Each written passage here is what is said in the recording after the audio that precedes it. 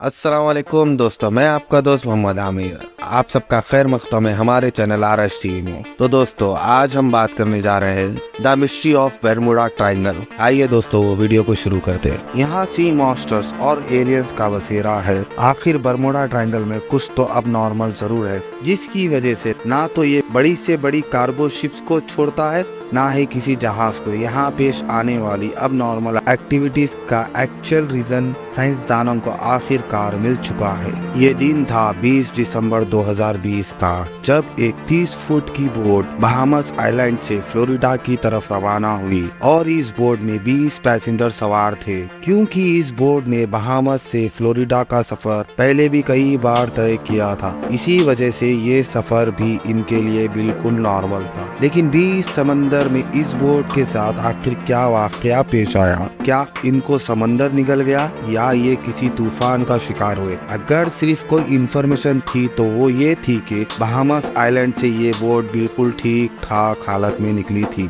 लेकिन इस इन्फॉर्मेशन के अलावा एक और इन्फॉर्मेशन मिली थी, और वो ये थी कि उस बोट को बर्मुडा ट्रायंगल से क्रॉस करके गुजरना था। जब अमेरिकन कोस्ट गार्ड्स को इस बात का इल्म हुआ तो एक सर्च ऑपरेशन कंडक्ट किया गया, जो समंदर के उस हिस्से में पूरे 4 दिन और 4 रात तक चलता रहा। लेकिन मजाल है कि उस बोट का एक भी हिस्सा मिला हो। दोस्तों, हम सब ने बर्मुडा ट्रायंगल की कई स्टोरी सुन रखी है।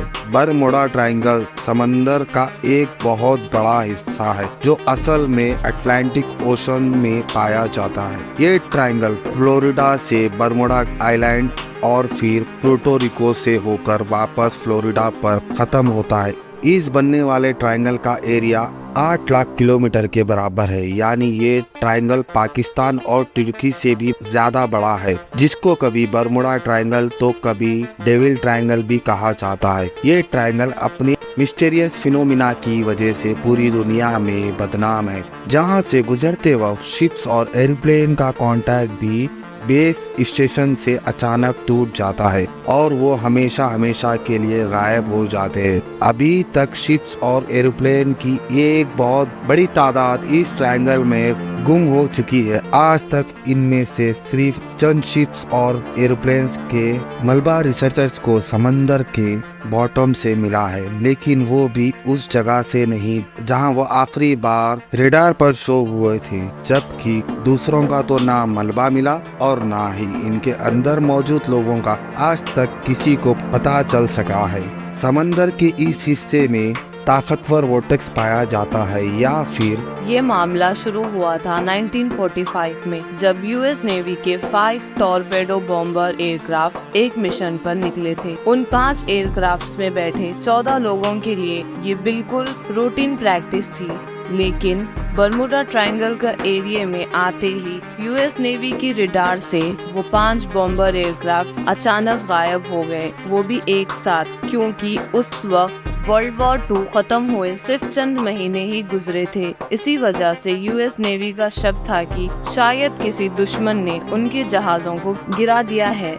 उनकी तलाश में एक और नेवी एयरक्राफ्ट भेजा गया, लेकिन हैरत की इस तौर पे वो भी बर्मुडा ट्रायंगल के आते ही रडार से गायब हो गया। और इसी तरह ना ही कभी उन 5 बॉम्बर एयरक्राफ्ट्स का और ना ही उस रेस्क्यू जहाज का कभी पता चल सका। यही वो वाकया था जिसके बाद दुनिया भर में बर्मुडा ट्रायंगल को खौफ की निगाहों से देखा जाने लगा। लेकिन इस वाकया से तकरीबन 10 साल पहले कुछ ऐसा ही सीन एक और जहाज के साथ हुआ था, लेकिन खुशकिस्मती से वो अपनी जान बचाने में कामयाब हो गया था। 19 साला twins George and David Rodsell American Navy में ऑफिसर्स थे।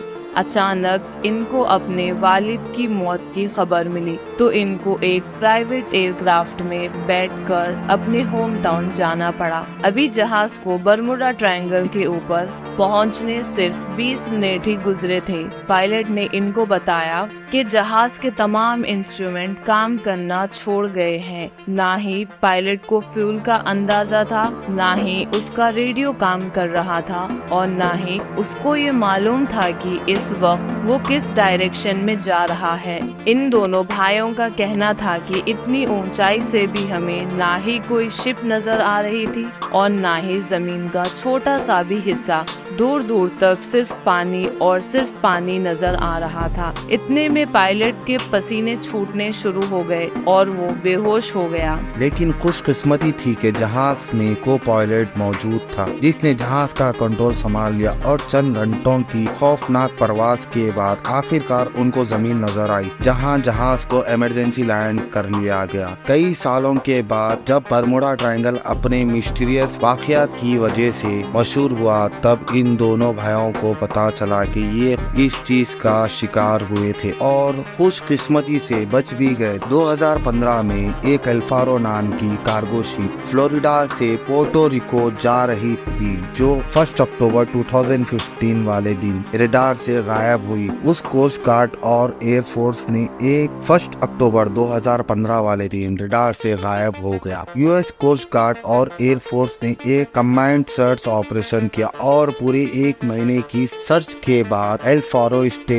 सतह समंदर से 15,000 फीट नीचे समंदर की बॉटम पर पाया गया। शिप के कैप्टन से जब आखिरी कांटेक्ट हुआ, तब ऐसा लग रहा था जैसे शिप में पानी आ चुका है और वो एल्फारो से होने वाली आखिरी कांटेक्ट थी। 23 फेब 2017 को टर्किश एयरलाइंस का एक जहाज फ्लाइट TK-183 कुबा के शहर हवाना में लैंड करना था और इस वजह से उसको बरमुडा ट्रायंगल के ऊपर से गुजरना पड़ा। लेकिन अचानक पायलट ने कंट्रोल टावर को रिपोर्ट किया कि जहाज बिल्कुल अब नॉर्मल बिहेव कर रहा है, जिसकी वजह से पायलट ने फौरन जहाज का रुख बदल दिया और हवाना की बजाय डनिस एयरपोर्ट पर जहाज को लैंड कराकर 440 पैसेंजर्स की जान बचा दी। इसी तरह के और कई इंसिडेंट बरमुडा ट्रायंगल की हदूद में पेश आ चुके हैं। कई तो इंसिडेंट्स रिपोर्ट हुए जिनकी लिस्ट विकिपीडिया पर मौजूद है, लेकिन चंद इंसिडेंट्स तो ऐसे भी थे जो आज तक कभी रिपोर्ट नहीं हुए। 1967 में क्रिसमस वाले दिन एक अमेरिकन बिजनेसमैन जिसका नाम बुर्राक था, अपनी लग्जरी याट में मियामी बीच की सैर को निकला, लेकिन थोड़ी ही देर बाद बीच गार्ड्स को बुर्राक की कॉल आई और उसने बताया कि